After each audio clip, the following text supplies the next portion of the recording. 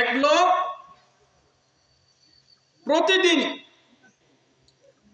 প্রতিদিন বিবাহিত লোক, বয়োজ্যেষ্ঠ লোক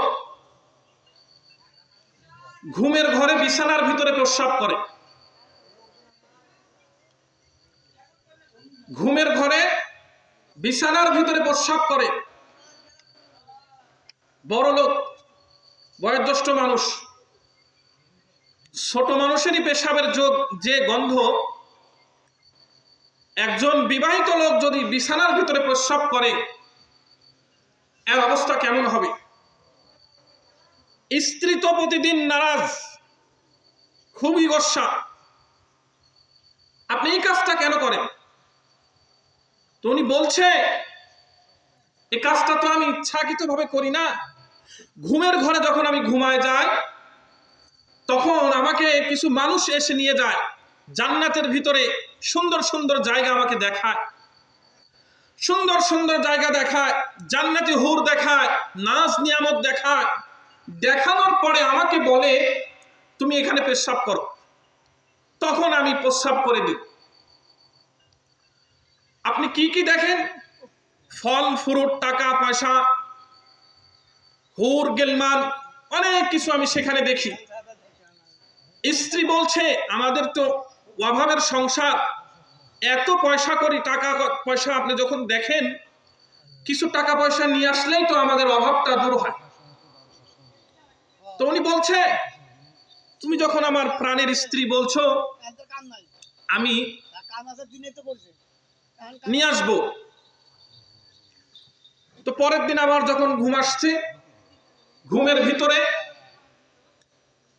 উনি দেখছে অনেক কাঁচি পয়সা, অনেক টাকা, অনেক কিছু। তখন উনি বলছে, এই টাকাগুলো একটা বস্তার ভিতরে উঠাইয়া আমাকে দাও, আমি বাড়িতে নিয়ে যাব। বলছে, কোথায়? ঘুমের ঘরে। তো ওনারা বলছে, আচ্ছা ঠিক আছে। বস্তার ভিতরে কাঁচি পয়সাগুলো ভরছে ভরছে ভরছে, ভরতে ভরতে একেবারে ওভারলোড করে ফেলেছে। এবার বলছে, আমার মাথার উপরে উঠাইয়া দাও। কাঁচি পয়সার ওজন আছে কি নাই? ভারী কিনা বলেন? ভারী। যখন ওই পয়সাগুলো উঠাইয়া দিয়েছে, তখন অন্যদিন তো প্রস্রাব করে, আজকের দিনে তিনি পয়সার ভারীর কারণে পায়খানা করে দিয়েছে। বলেন কেমন অবস্থা হবে? এবার এটা করেছে কোথায়? ঘুমের ঘরে। ও আছে জান্নাতের ভিতরে, কিন্তু কাজটা করেছে নিজের বিছানার ভিতরে। কথা বুঝতেছেন? এবার যখন বিছানার ভিতরে পায়খানা করেছে, তখন উনি বলছে, ঘুম থেকে জাগ্রত হওয়ার পরে ওনার স্ত্রী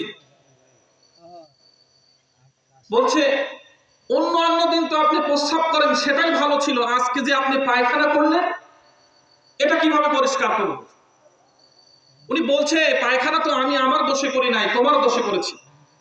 তোমার দোষটা কি?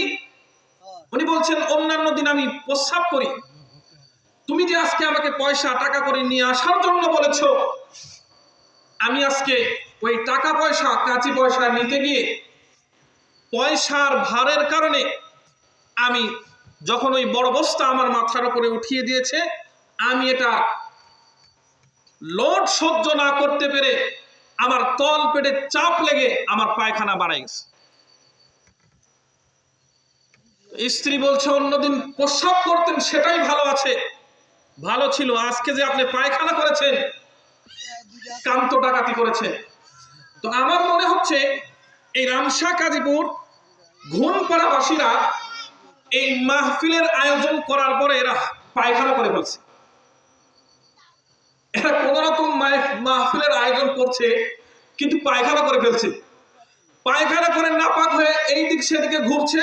পবিত্র জায়গা, এই মাহফিলের মঞ্চে কেউ আসছে না। কিভাবে আসবে? পায়খানা করে নাপাক হয়ে গেছে। তো না করাই ভালো ছিল। সম্মানিত উপস্থিতি, মসজিদ মাদ্রাসা, আমরা যদি মসজিদ মাদ্রাসার উন্নতি কল্পে মাহফিল জালসা, গরুস্থানের উন্নতি কল্পে মাহফিল জালসা,